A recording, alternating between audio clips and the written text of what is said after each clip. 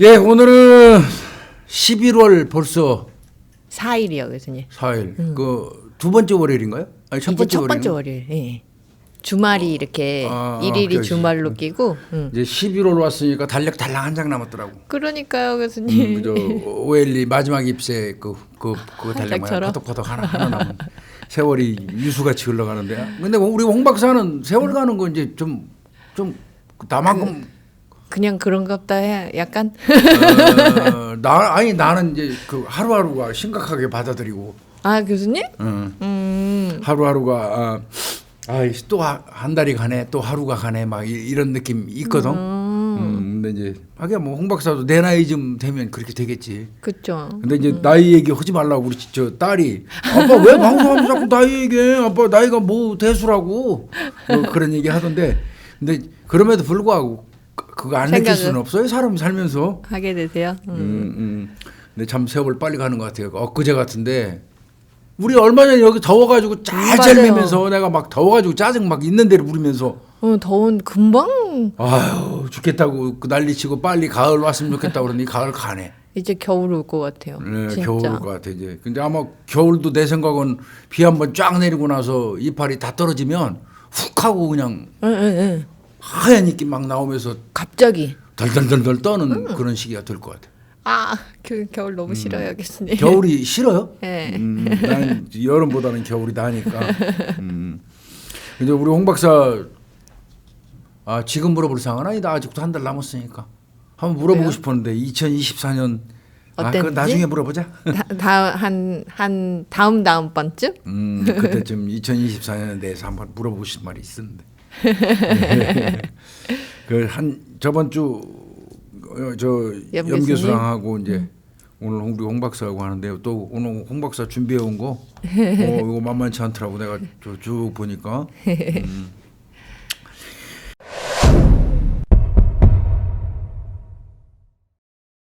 근데 이제 요즘에 뭐 하도 교제 폭력이라고 이제 네. 그냥 할 수 없이 교제 폭력이라고 하는 것 같아. 데이트 폭력보단 나으니까. 나니까 그나마 네. 나니까 교제 폭력 문제 그다음에 이별 살인 또 요즘에는 존속 간에 예. 뭐 존속도 막 죽여 이제.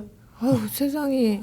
예전에는 제가 경찰에 막 들어왔을 그 무렵만 해도 존속 사건, 존속 살인 사건 나면 난리가 났어요. 사회가 거의 발칵 뒤집어지지 사회가 않았어요? 뒤집어졌어요. 어떻게 네. 자식이 부모를 죽일 수 있느냐 뭐 이래가지고 막 진짜 막 난리였죠. 기자들이 난리를 치고 그랬는데 요즘에는 하도 흔해 빠져가지고요. 그냥 그런가 보다. 이제 그러네, 낫네. 예, 이런 지경에 이르렀어요. 이게 우리가 정말 이거 나날이 행복해져가는 세상에 살아가는 건지. 맞아요. 그래요. 너무 물질적으로 문화적으로 풍족해졌을지 모르지만 삭막해졌죠. 사회가. 삶이 팍팍해지고 삭막해진 건 맞는 것 같아요. 맞아요. 그리고 무엇보다도 사람들의 어떤 정신 상태가 맞아요. 너무 인정머리가 없고 매몰차졌고 건조해졌어요. 막 건조해졌어요. 이 사건도 이슈 첫 번째 이 사건 보니까 네. 이거 열받더라고. 이거 이제 물론 이 사건 뭐 난지 꽤 됐어요. 네. 그 2월 9일 날 한 거예요. 올해 설 연휴 때. 네. 설 연휴 때 2월 9일 날 그 부산에 있는 이제 그 친할머니 집에 찾아간 애들 둘이 있었어요. 남매. 그 손주네요. 손주에 손주. 네. 애들이 가가지고 할머니 살해했어요. 벽에다가 막 부딪히고 그래가지고 또 질식사 시켜가지고. 그래서 얘들 징역 회부됐거든요. 징역 재판에. 이 남매가 그래서 다. 예. 네. 그 1심에서 그러니까 실질적으로 살해 행위를 한 거는 동생. 남자 동생. 네. 얘가 이제 실질적으로 할머니를 벽에다가 머리를 찢어서 죽인 거죠. 그리고 목 졸라서. 그런데 얘가 징역 15년을 선고받았어요. 1심에서. 뭐 근데 적죠? 좀 교수님. 이게 존속살인죄는 가중처벌하고 있거든요. 예. 그런데 7년 이상 아마 무기 또는 사형일 거예요. 예. 그런데 이제 15년 줬으니까. 뭐 사유가. 근데 싸운 게요. 예. 아마 할머니가 장애인 연금하고 기초생활 수급 그 급여를 할머니가 받으시는 통장 거구나. 관리를 하나 봐요. 네네. 근데 요거를 왜 할머니가 관리하냐? 관리하냐? 우리한테 안 주고? 우리한테 안 주고 뭐 이거에 대한 이제 어떤 불만에서 범행을 저지른 걸로 이렇게 드러났는데요. 처음에 이제 이거 행위를 한 거는 남자 동생이잖아요. 네네. 그런데 그 직접적인 행위를 하지 않은 처음에는 입건되지 않았던 누나. 얘도 나중에 경찰이 보강 수사를 거쳐가지고 얘도 같이 입건했거든요. 공범이네요. 공범으로 같이 예, 처벌을 예. 한 거예요. 존속살해 공범으로 적시를 했어요. 네. 그래가지고 이제 재판에 회부를 했는데 요 내용이 그거예요. 동생으로 하여금 할머니를 죽이게끔 시켰구나 누나가. 계속적으로 심리적인 강화 또 지배 이거를 이용해서 동생이 범행하게 만들었다는 겁니다. 그러면 이건 거의 정범이에요. 그렇죠. 네. 똑같은 거죠. 여기 내용을 보면은 이 할머니를 남동생이 평상시에 죽이고 싶다고 얘기했나 봐. 그러니까 이제 불만이 있는 걸 불만이 그런 있어서 식으로. 할머니 나 죽여버린다고 이렇게 얘기했나 봐. 예, 예. 그러면은 말리는 게 누나지. 그럼요. 야 이놈아 어디서 그런 말을 하냐고 난리를 치는 게 할머니한테. 누나잖아. 근데 여긴 그렇지가 않고 죽이고 싶다고 하니까 여러 가지 죽이는 방법을 제시를 해줬어요. 목을 조르는 방법, 뭐 이를테면 어떻게 죽이는 방법 이런 거 등등을 여러 방법을 제시를 해주고 동생한테. 정신 빠진 누나네. 그리고 맞아 할머니 정말 왜 우리 연금 수급자 우리한테 나오는 거 우리 것도 포함되어 있는데 할머니가 통으로 차지하고 지 맘대로 해? 이러면서 진짜 할머니 나빠 계속. 할머니 정말 비난받아 마땅해 하는 식으로 자꾸 범행 동기를 강화시켜줬어요. 그 동생이 그렇게 하게끔. 동생을 부추겨서. 그리고 사고사로 위장하는 방법을 가르쳐줬어요. 어허 참. 이건 결론적으로 얘기하면 뭡니까? 적극적으로 동생한테 할머니 죽이라고 지시하는 거죠. 그렇죠. 그래서 함께 살인을 수행한 것과 다름없다고 수사기관은 본 거예요. 그러니까 행위만 안 했을 뿐이지 직접적인. 그렇죠. 다 똑같이 한 거죠. 똑같이 한 거로 이렇게 보이는 거죠. 그리고 그래서 이제 아마 징역 15년을 선고를 1심에서 받은 건데 네. 얘들이 이거 무겁다는 겁니다. 뭐가 무거워요? 이거 무겁다고 항소한 거예요. 항소. 그러면서 감형을 요구한 그런 내용인데 원래 검찰은 구형을 24년 줬었어요. 그게 너무 적게 준 거예요. 네, 24년인데 9년 떼고 주니까 적죠. 이거는 검찰 입장에서는 이건 말이 안 된다. 죄질도 굉장히 지극히 불량하고. 네네네. 이거는 더 줘야 된다. 검찰도 아마 이렇게 생각한 것 같습니다. 그래서 그 남동생이요 직접 실행한 남동생이 예. 지적 장애가 2급이 있었다고 하는데 있다 그럽니다. 예. 근데 이제 그러면 누나가 물론 지적 장애 2급이 있다 그래도 다 사람 죽이겠다 하는 건 아니죠. 잘못된 거죠. 그렇죠. 근데 이제 좀 이렇게 좀 부족한 소리, 모자란 소리, 아닌 소리를 하면 또 누나가 옆에서 말리고 이렇게 해야 되는데 더 당연하죠. 부추겨 가지고 이제 이렇게 했으니 똑같이 공범 취급을 받는 게 마땅하죠. 그리고 이제 저 재판부에서는 2급 지적장애 2급 있으니까 예. 형량 좀 깎아줘라 더 심신미약 아니냐 이 얘기예요 이 얘기. 그러니까 15년 나왔구나. 그래서 15년 나온 건데 그나마 내가 볼 때는 검찰이 24년 구형한 것도 아마 심신미약을 일정 부분 인정한 것 같아요. 어쨌든 지적장애 2급이라면 판정은 받았던 것 같아요. 예. 그래서 24년 구형을 했던 건데 판사는 또 거기서 깎아가지고 15년을 준 거예요. 그런데 항소하고 얘들은 지적장애 2급이라는 걸 부각하면서 더 깎아달라는 거죠. 그 다음에 얘는 이제 그 누나라는 애는 그거죠. 내가 그 죽이라고 했냐? 거의 부추긴 거 이거 어떻게 그렇게 입증되냐? 뭘로 입증하려고 자꾸 나한테 그러냐? 이 부분 좀 판단해달라. 이런 식으로 지금 덤비는 것 같아요. 근데 내가 생각할 때 이거 15년 이하 안 깎입니다. 그렇죠. 이거 엄청 적게 나온 거예요. 이 정도만 해도 감지덕지 생각을 이건 해야지. 말이 안 되는 내용이에요. 그리고 이렇게 보면 지금 아마 기사상으로 제한이 돼 있어서 그런 것 같긴 한데 부모님이 언급이 아예 안 된 거 보면 안 계시는 것 같잖아요. 그럼 할머니가 키운 것 같잖아요. 할머니가 키운 것 같습니다. 얘들. 근데 이렇게 이게 짐승도 이렇게는 안 해요.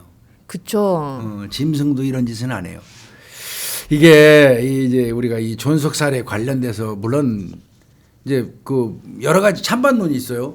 가중처벌에 대해. 존속 살해를 가중하는 게 아니 똑같이 어린아이의 생명이나 어른의 생명이나 똑같이 생명 헌법에 보장되어 있는 사람의 생명 그 생명을 죽이는 거에 대해서 누구는 감형해주고 누구는 가중하고 하는 건 옳지 않다. 그 피해 객체를 두고 뭐 이런 얘기가 나오긴 하는데 그런데 이제 이 존속 살해에 관련돼서 그 유럽에서도요 프랑스, 벨기에 몇몇 나라에서는 가중처벌해요. 근데 그 가중처벌하는 이유가 뭐냐면요 자식이 부모를 배신한 거에 대한 배신감에 대한 비난 가능성. 그렇죠. 비난 가능성이 다른 여자 범죄보다는 크다는 거예요. 다른 살인 사건보다는 그게 참작되고 해야 되는 거 아니냐는 게 프랑스라든지 벨기에 아마 뭐 내가 알기에 몇 군데 있어요. 그 존속 살인 그 하는 인정하는 나라. 근데 이제 일본은 없어졌더라고요. 일본은 계속 존속 살인이 있다가 70몇 년도인가 내 기억에는 존속 살인죄 이제 없앴어요. 일반 살인이랑 그냥 똑같이. 원래 이제 일본 형법 베껴다가 우리가 거의 만들어서 우리나라 지금 존속 살인죄 있잖아요. 맞아요. 그런데 이제 우리나라는 안 없어졌지만 일본은 없어졌어요. 그런데 이제 프랑스라든지 이런데 몇몇 군데에서는 오히려 유럽에서. 그러게요. 서양 내 기억에 막 프랑스, 벨기에, 뭐 스페인 몇 나라 있을 겁니다. 네네네. 거기에서는 그 존속 살인을 가중처벌하는데. 우리 옹 박사는 그거 어떻게 생각해요? 가중처벌을 이게 맞아요? 틀려요?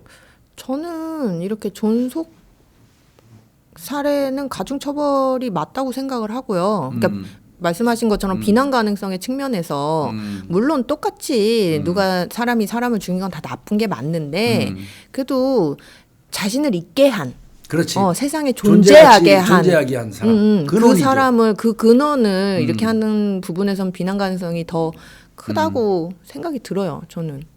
개인적으로 저도 이제 그런 생각이 드는데 이제 찬반론이 팽팽해요. 근데 이제 다만 그런 거죠. 이제 왜 유독 존속을 살해한 거에 대해서만 가중하냐. 요게 너무 특별하게 딱 이렇게 차별화가 되어 있으니까 그런 뭐 찬반론이 나오는 것도 이해는 가는데 그냥 현상만 놓고 보면 그렇잖아요. 근데 이제 그 전에 영아 살해죄가 감경됐을 때, 네네. 그거는 감경 처벌이잖아. 그렇죠. 그리고 존속 살인은 가중 처벌이잖아. 이게 대비가 됐을 때는 할 말이 있었죠. 똑같은 생명인데 영아는 생명 아니고 뭐 노인은 생명이냐 이런 말이 있을 수 있는데 지금 영아 살해죄가 없어졌잖아요. 이제 그렇죠. 이제는 일반 살인죄로 뭐 형사 처벌을 하잖아. 네. 그럼 영아 살해의 감경 사유가 없어졌다면 이제 존속의 어떤 그 가중 사유도 없어져야 되는 거 아니냐 또 이렇게 얘기하는 분도 있는데. 근데 이제 그거하고는 별개로 놓고 한번 생각해 볼 필요가 있을 것 같아요. 그러니까요. 네. 비난 가능성을 가지고 원래 형법에서 처벌을 하는데 가장 중요한 요소가 비난 가능성이거든요. 그 비난 가능성을 놓고 따진다면 내가 있게 해준 아까 말씀하신 것처럼 근원이잖아요. 그렇죠. 어머니나 아버지나 할머니 할아버지. 물론 이제 그들이 자식들한테 헤아릴 수 없는 학대행위나 못된 짓을 했었다면 그건 양상이 달라지지. 그렇지만 그렇지 않은 경우라면 이 경우라면 좀 그렇잖아요. 맞아요. 그래서 이제 뭐 영아 살해죄가 살았으니까 존속 살해죄 아직 현재까지는 헌재에서 합헌입니다. 예. 이거 앞으로도 계속 얘기 나올 것 같아요. 그러겠죠. 합헌 위원 또 신청할 거예요 누가. 그럴 수 있어요. 맞아. 예. 근데 존속 살인죄는 당분간은 유지되지 않을까 생각이 들어요. 접대도 뭐 우리 종 박사가 설명했지만 영아 살해죄 같은 거는 이제 53년도에 법을 만들 때 사실은 그게 전쟁통이거든요. 6.25 전쟁통에 원치 않는 아이를 낳은 경우도 있었고. 그렇죠. 강제적으로. 네, 원치 않는 아이를 낳은 경우도 있었고 그다음에 전쟁통에서 당장에 먹고 살 길이 없어요. 굶어 죽기 일부 죽기 아사가 진짜 많았잖아요. 이미 있는 애들도 막 다 굶어 죽는 판이고 이런 거를 차관을 해서 원치 않는 아이 전쟁통에 그다음에 가난이라든지 궁핍 뭐 이런 것 때문에 어린애를 이제 뭐 방치해서 죽게 하거나 해서 영아 살해가 돼도 그거는 감경 처벌을 해준 거예요. 맞죠. 시대적인 요건이 작용한 거거든요. 많이 작용한 거죠. 작용한 거죠. 근데 이제 그런 시절이 아니니까 영아 살해죄 없애버렸잖아요. 그렇죠. 이제 일반 살인죄로 적용이 됐잖아요. 그러니까 이제 그건 원위치 됐다고 봐야 돼요. 그건 상관없어. 근데 존속을 특별히 존속이라고 그래갖고 더 가중 처벌하는 게 옳으냐? 이제 이 얘기가 논란이 되고 있는데 그럼에도 불구하고 저는 개인적으로는 아직도 그렇게 생각합니다. 아까 말씀 제대로 하셨어요. 내가 있게 해준 근원을 제거하는 거. 너무 그것도 그 근원이 나한테 어떤 부당한 대우나 핍박을 하거나 학대를 하거나 이런 게 아닌 아닌데. 이상 예. 뭐 그런다고 해서 죽여서도 안 되지만 그렇죠. 그런 근원을 제거하는 비난 가능성을 놓고 따진다면 존속이 당분간 유지돼도 하자는 없지 않나 이런 생각도 들기는 해요. 맞아요. 저도 그렇게 생각해요. 그래서. 근데 뭐 이거는 개념이 아마 다 다를 거예요. 예, 생각하는 게. 그냥 우리 사견이니까요. 사견입니다. 아마 우리 구독자님들도 여러 가지 생각들을 하실 것 같아요. 맞아요. 예. 하여튼 이 못된 남매인데 나는 이 저 지적장애 2급인 이 아들 동생. 예. 얘보다 저 옆에서 그 부추기는. 부추기고 펌프질 해가지고 예. 야 어떻게 죽이고 어떻게 감추고 사고사로 어떻게 위장하고 각종 죽이는 방법 알려줘서 교육시키고 예. 얘가 더 나빠요. 내가 볼 때는. 저도요. 저도 그렇게 생각해요. 얘를 이제 강력 처벌해야 될 것 같은 그런 느낌이 듭니다. 그리고 또 이렇게 항소하면서 교수님 자기가 동생의 그런 심리적인 지배한 거 확실하냐 아니냐를 봐달라는 소리는 뭐예요? 자기만 빠져나가겠다는 소리예요? 지만 빠져나가겠다는 거지. 동생이 죽인 행위는 동생이 했으니까. 근데 이거는 수사기관에서 완벽하게 교육한 내용까지 전부 저 증거 확보를 했어요. 그렇죠. 어떤 식으로 죽이는 방법 여러 저 죽이는 방법을 제시를 한 것도 근거가 다 나와 있어요. 그리고 아마 이제 판단이 되겠죠. 지적장애 2급이면 이런 정도의 인지 상태로 생각할 수 있는 수준이냐 아니냐 이런 것들도 그렇죠. 누구 코치를 받았느냐 아니냐 이런 게 그렇죠. 판단이 가능하잖아요. 개 머릿속에서 그거 못할 수도 있거든요. 네. 그렇죠. 그런 것까지 이제 컨트롤 했겠죠. 하여튼 못돼 처먹은 얘들 참 15년이면 감지덕지 할 줄 알아야지. 아유, 이 할머니도 정말 불행하신 분이에요. 얼마나 딱합니다. 이게 그것도 설 연휴예요. 설 연휴에 가슴 아파요. 이거. 가족들이 행복하게 모이는 연휴에. 이 지들 둘 기르느라고 얼마나 할머니가. 고생했겠어 할머니 여자 혼자서. 그거를 은혜를 원수로 갚는다는 게 이거거든요. 맞아요. 얘들은 뭐 사람이 주는 벌 말고도요 1000벌 받습니다. 1000벌. 맞아요. 진짜 못돼 처먹었다는 생각이 들어요. 이런 것들 정말 아유.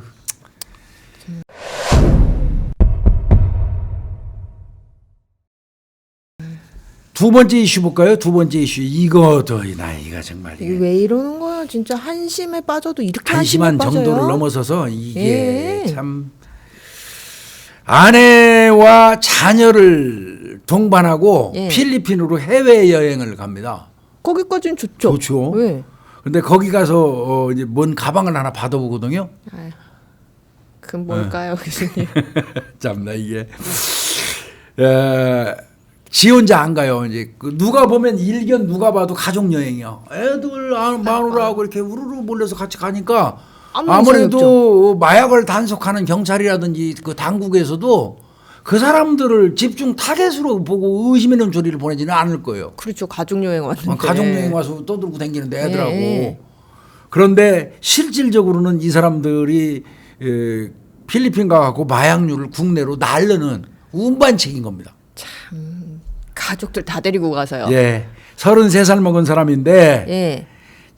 지난 18일 날 마약류를 가지고 국내로 들어왔다가 잡혔어요. 네. 그래가지고 이제 와서 뭐 나눠 그거 주면은 가지고 가서 또 던지기 수법으로 팔아먹는 놈들 뭐 세분해가지고 또 나눠서 숨겨놓는, 뭐 포장하는 놈들 다 있죠. 근데 이 사람이 네. 텔레그램 대화방에서 고액 아르바이트 모집 광고를 봤대요. 이거 문제예요, 교수님. 이 텔레그램에서 네. 고액 아르바이트 모집 광고를 보고 거기 채널에 들어가서 대화하면서 아는 거예요. 이런 거 일을. 있다는 거. 예. 그 밀수 그 하는 거 뭐 유통하는 거 이거 다 운반하는 거 다 배운 거예요. 갖다 주면 아마 돈 받고 했겠죠. 그랬겠죠.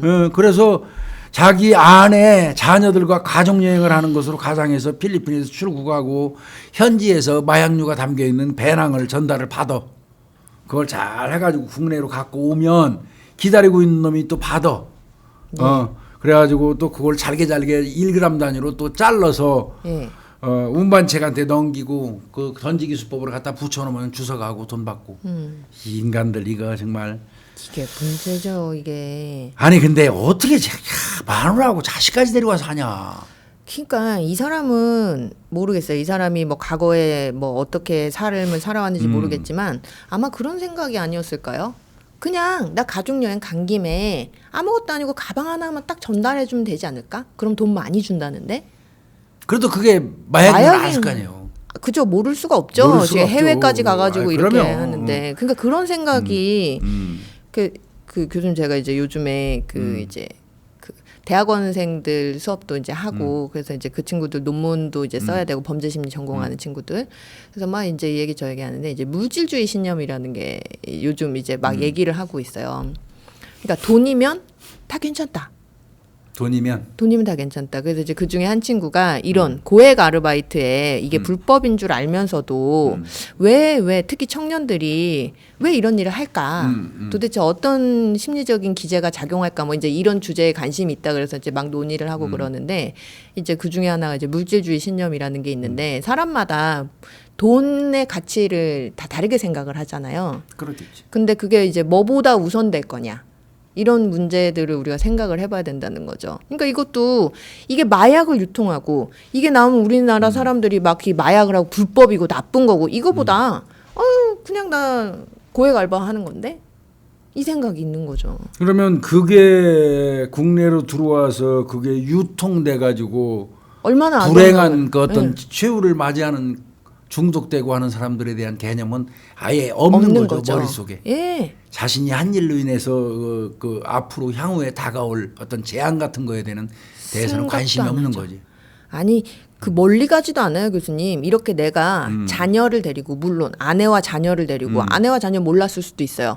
그런데 이렇게 하는 짓거리가 얼마나 파렴치하고 지금 얼마나 가장으로서 못할 짓을 하고 있다는 생각조차 없는 거 아니에요. 그러니까 맞아요, 이 가족들을 데리고 이런 말도 안 되는 한심한 짓거리를 하는 거 아니겠어요. 그러니까 아내하고 자녀들 같은 경우는 아빠가 필리핀 여행 가자. 가자. 그래서 기분 좋아서 누르르 따라갔을 수도 있어요. 그렇겠죠. 본의 아니게 아빠한테 이용당한 거지. 그렇죠. 본의 아니게. 그러면 뭐 그들한테 어떤 형사처벌은 없겠지만 예. 자녀는 당연히 없을 거라고 생각해요. 저는. 예. 근데 아내도 과연 몰랐을까? 몰랐을까? 이 부분은 아마 경찰이 조사했겠죠. 그랬겠죠. 조사해서 만약에 조금이라도 그 인지했을 가능성이 있었으면 아내도 입건했을 거예요. 그렇죠. 같이. 아내 입건했다는 말이 여기 없는 거 보니까 요 가장 33살 먹은 요 가장 얘 하나만 지금 입건했거든요. 예. 그걸로 봐서는 철저하게 아내하고 아이들은 모르고 아빠한테 이용당한 것 같은 생각은 들어요.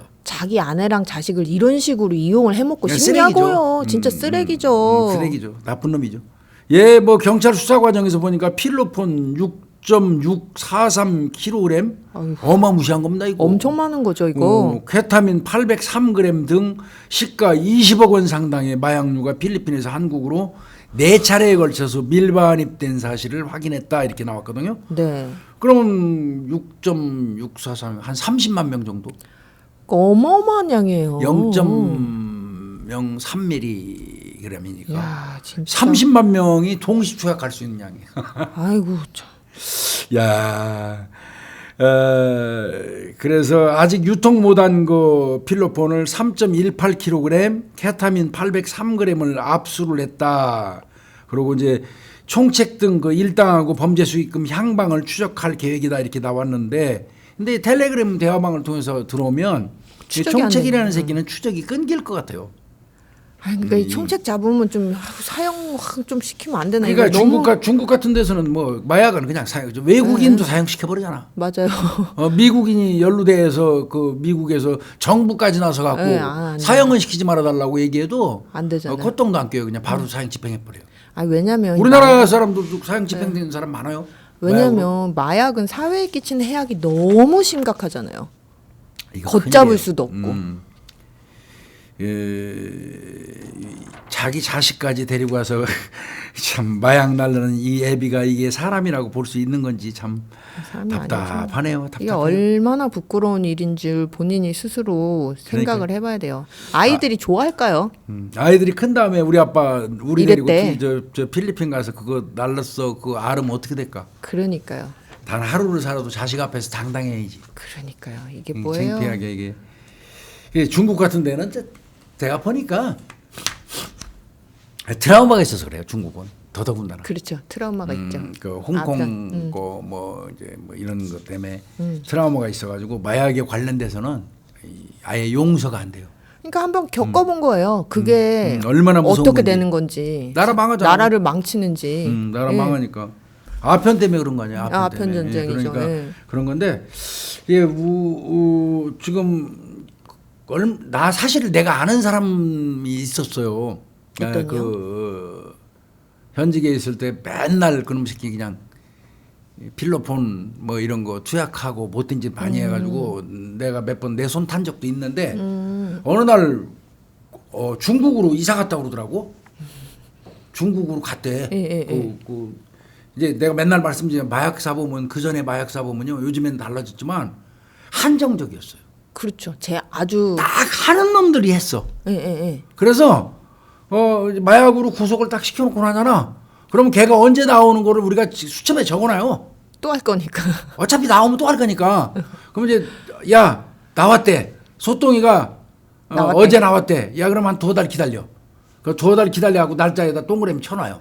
그 한 2달 지난 다음에 가서 급습해요. 그 새끼 잡아가지고. 그럼 아니나 그 다를까. 머리털 검사하고 소변 검사하면 또 나와요.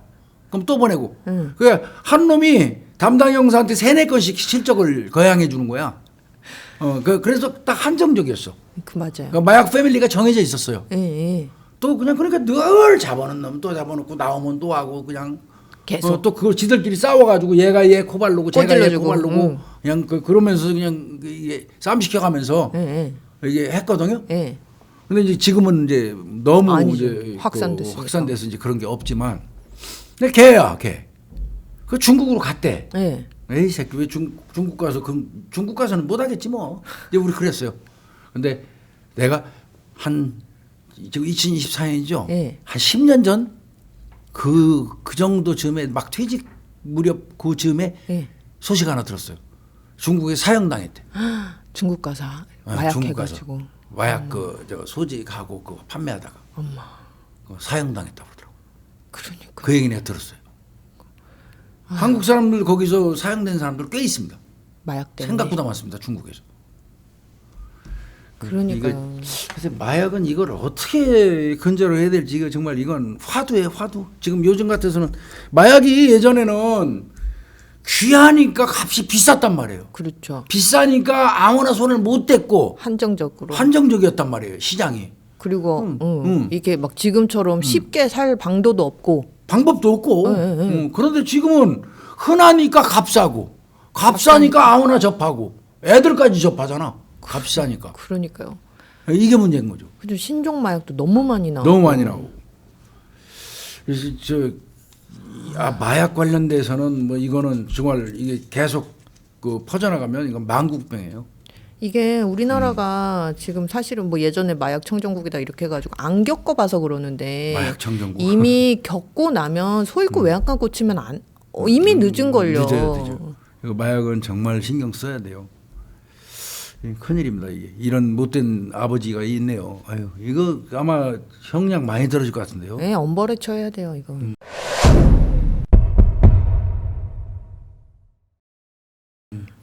세 번째 이슈 볼까요? 네.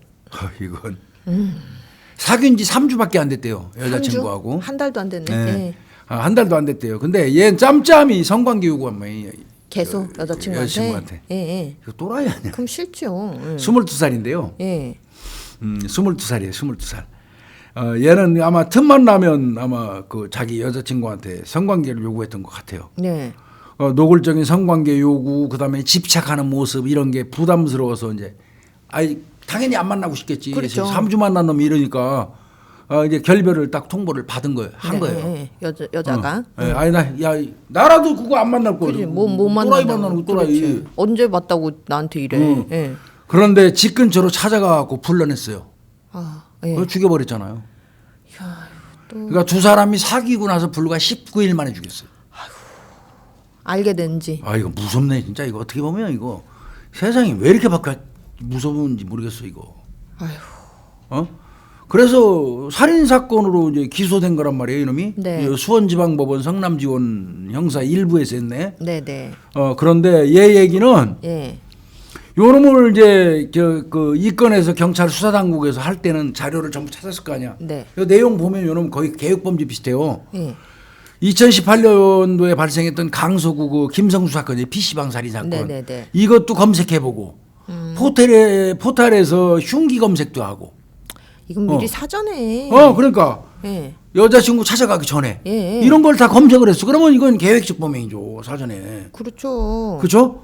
그리고 공격한 부분이 예. 목하고 그 얼굴 등 급소만 공격했습니다. 죽이려고 작정을 한 작정한 거예요. 거예요. 이건 그래서 이거는 명백히 그 계획적인 살인 사건으로 보고 이제 재판에 회부가 된 거예요. 네. 근데 얘는 뭐라고 얘기하냐면 그냥 궁금해서 검색했대요. PC방 사건 같은 거. 그 다음에 이제 이 칼 네. 사용한 거 있잖아요. 그 조리용 칼이에요. 네. 그 조리용 칼은 지가 저 대학 조리학과에 입학한 후에 조리용 칼하고 캠핑용 칼에 대해서 관심을 가져가지고 하나 구했대.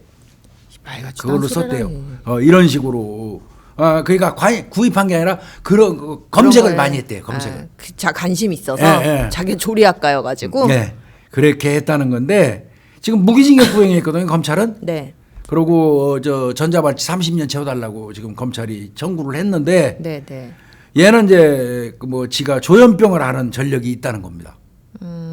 그러고 범행 당시에 내가 조현병이 있는데 범행 당시에 내가 약을 안 먹었어요. 그럼 고의로 안 처먹은 거잖아. 그럼 왜 약을 안 처먹었어? 그러니까 그거를 거론하면서 정신병에 의한 범행이니까 감경해 달라는 겁니다. 맨날 그 소리. 그리고 지가 IQ가 60이래요.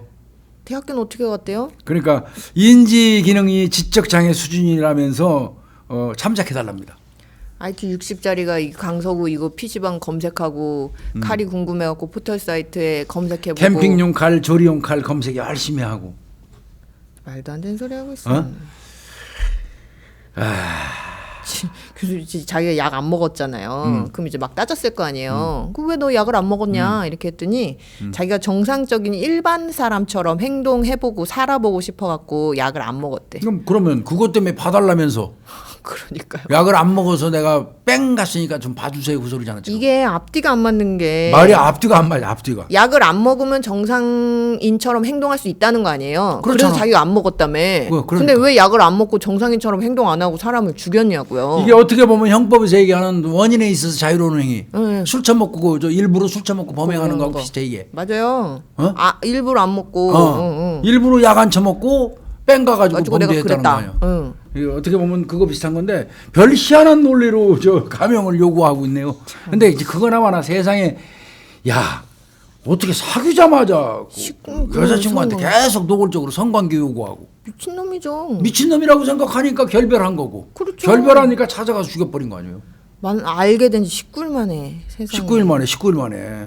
피해자 그러니까 이거는 참 그래서 요즘에 이제 이런 생각이 드는 거야. 이거 무서워서. 사람 잘못 만나면 큰일 나. 이거 진짜 죽겠어 이거. 어떤 놈인 줄 알고 만나 이거. 맞아요. 예.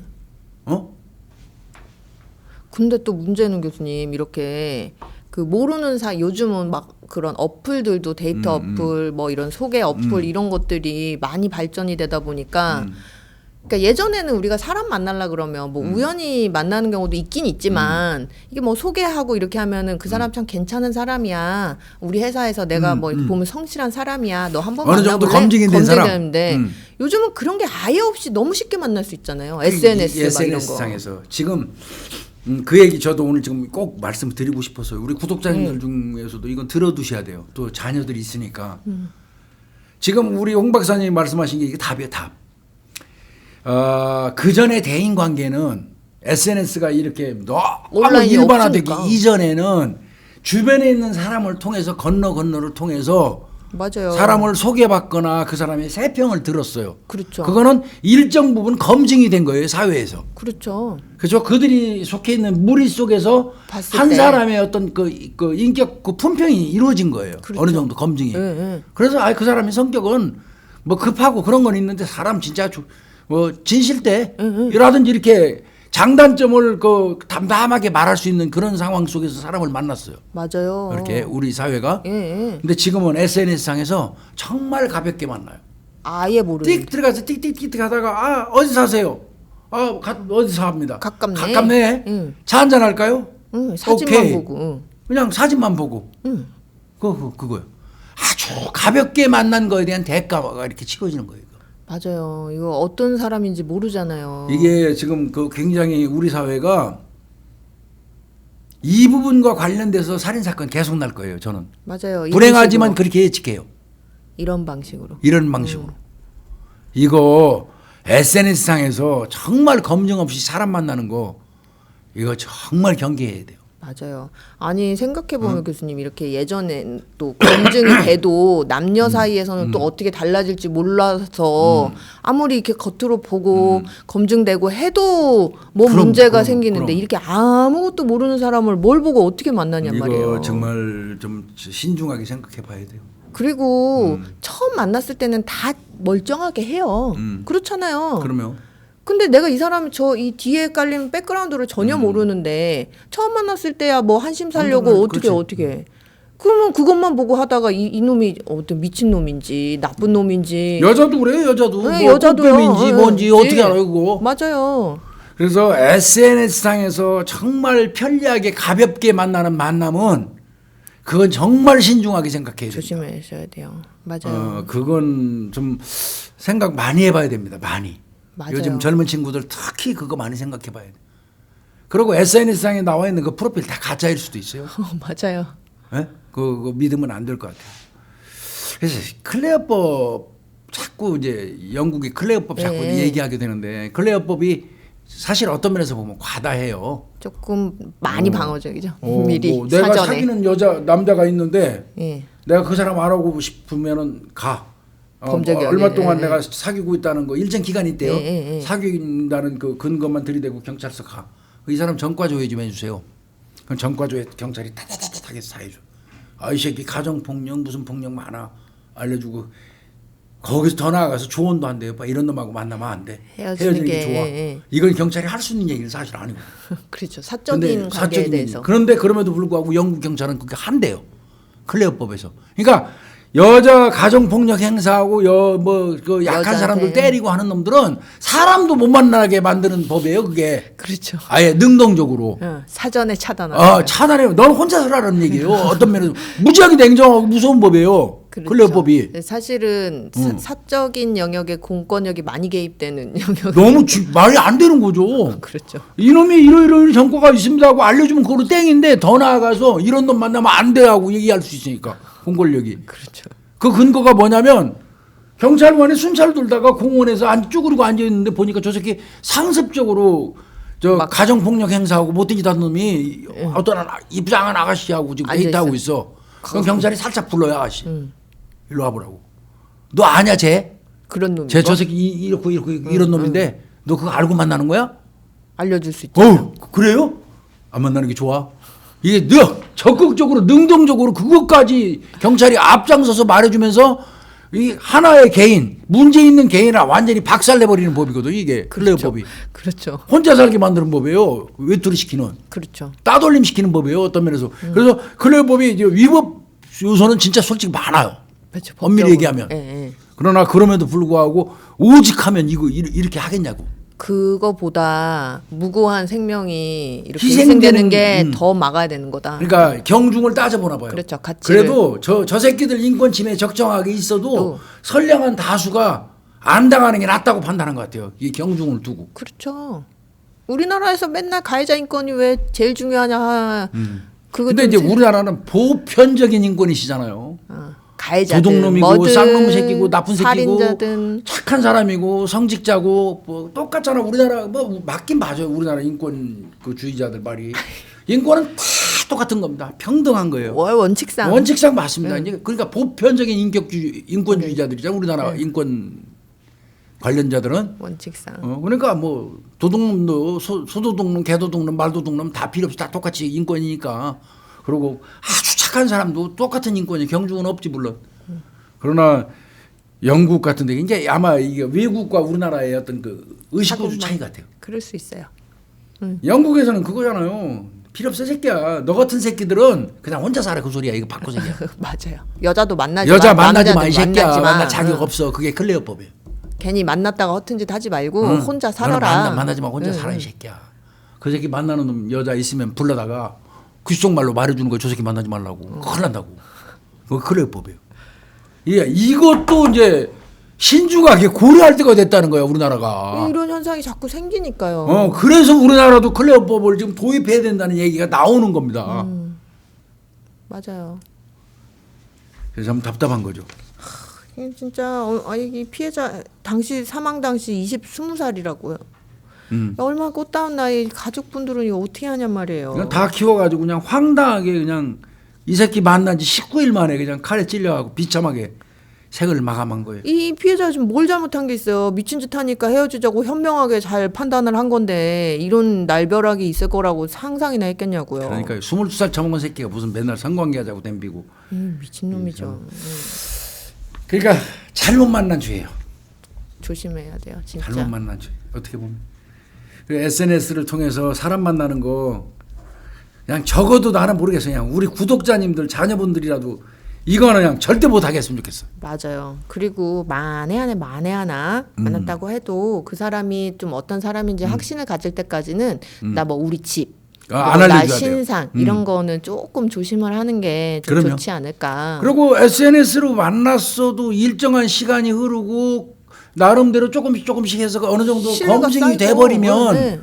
그런 또 좋은 관계가 유지될 수 있죠. 그렇죠. 그러나 이제 그런 그 확신할 수 있는 확신하고 신뢰할 수 있는 관계가 성립되기 이전까지는 맞아요. 우리 가족 관계, 우리 집, 내가 기거하는 장소, 내 회사 네. 이런 거를 정단하고 구체적으로 알려주지 말라는 거죠. 맞아요. 그다음에 저 이 얘기 꼭 하고 싶어요. SNS에다가 직장 사진 올리고 하는 거.